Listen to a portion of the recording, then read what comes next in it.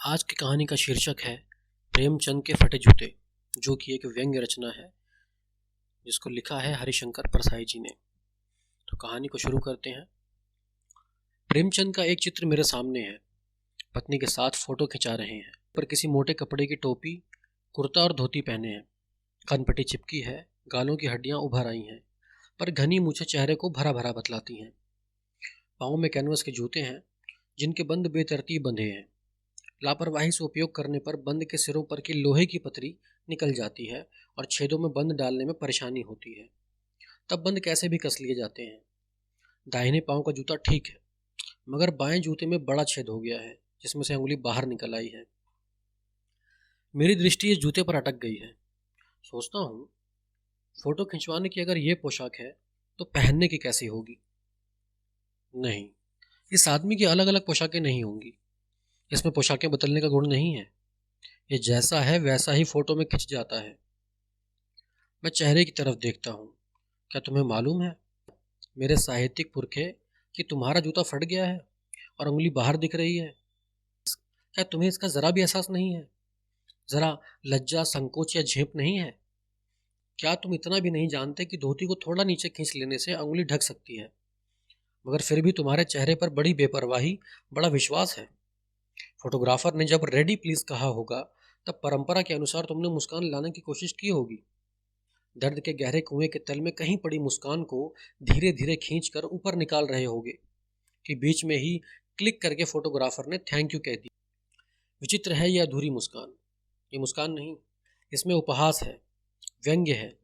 ये कैसा आदमी है जो खुद तो फटे जूते पहने फोटो खिंचा रहा है, पर किसी पर हंस नहीं रहा। फोटो ही खिंचाना था तो ठीक जूते पहन लेते या ना खिंचाते। फोटो ना खिंचाने से क्या बिगड़ता था?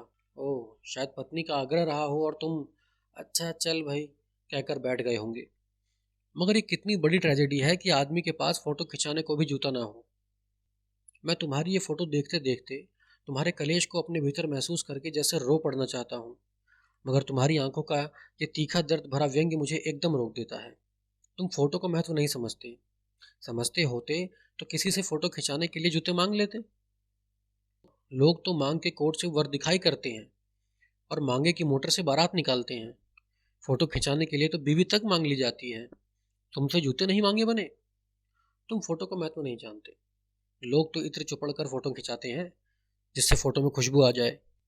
गंदे से गंदे आदमी की फोटो भी खुशबू देती है। टोपी 8 आने में मिल जाती है और जूते उस जमाने में भी 5 रुपए से कम में क्या मिलते होंगे। जूता हमेशा टोपी से कीमती रहा है। अब तो जूते की कीमत और बढ़ गई है और एक जूते पर 2500 टोपियां निछावर होती हैं।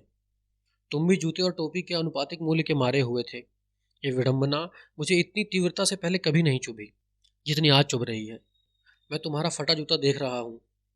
तुम महान कथाकार, उपन्यास सम्राट, युग प्रवर्तक, जाने क्या क्या कहलाते थे, मगर फोटो में भी तुम्हारा जूता फटा हुआ है। अब मेरा जूता भी कोई अच्छा नहीं है। ये ऊपर से अच्छा दिखता है, अंगुली बाहर नहीं निकलती, पर अंगूठे के नीचे तला फट गया है।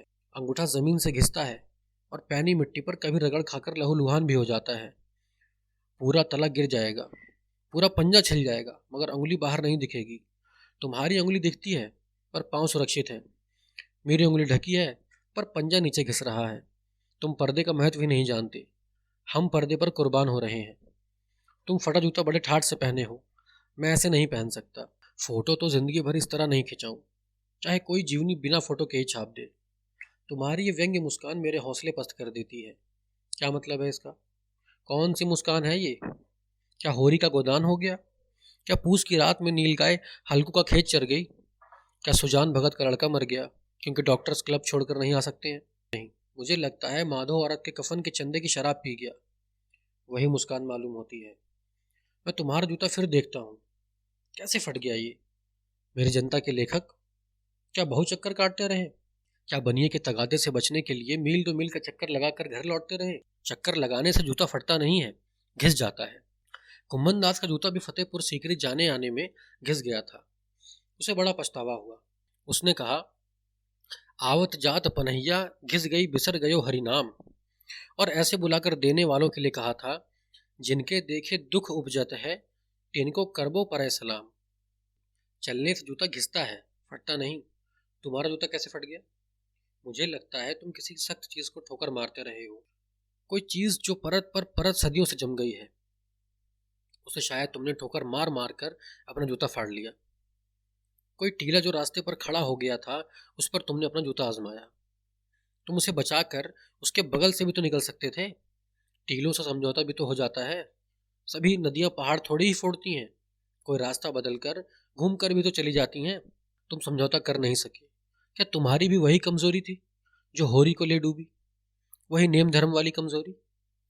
नेम धर्म उसकी भी जंजीर थी, मगर तुम जिस तरह मुस्कुरा रहे हो, उससे लगता है कि शायद नेम धर्म तुम्हारा बंधन नहीं था, तुम्हारी मुक्ति थी। तुम्हारी ये पाँव की उंगली मुझे संकेत करती सी लगती है, जिसे तुम घृणित समझते हो। उसकी तरफ हाथ की नहीं, पाँव की उंगली से इशारा करते हो। तुम क्या उसकी तरफ इशारा कर रहे हो जिसे ठोकर मारते मारते तुमने जूता फाड़ लिया? मैं समझता हूँ, तुम्हारी अंगुली का इशारा भी समझता हूँ, और ये व्यंग्य मुस्कान भी समझता हूँ।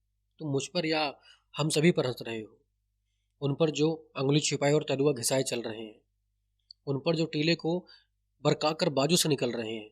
तुम कह रहे हो, मैंने तो ठोकर मार मार कर जूता फाड़ लिया, अंगुली बाहर निकाल आई, पर पाँव बच रहा और मैं चलता रहा। मगर तुम अंगुली को ढांकने की चिंता में तलुए का नाश कर रहे हो। तुम चलोगे कैसे? मैं समझता हूँ, तुम्हारे फटे जूते की बात समझ, अंगुली का इशारा समझता हूँ, तुम्हारी व्यंग्य मुस्कान समझता हूँ।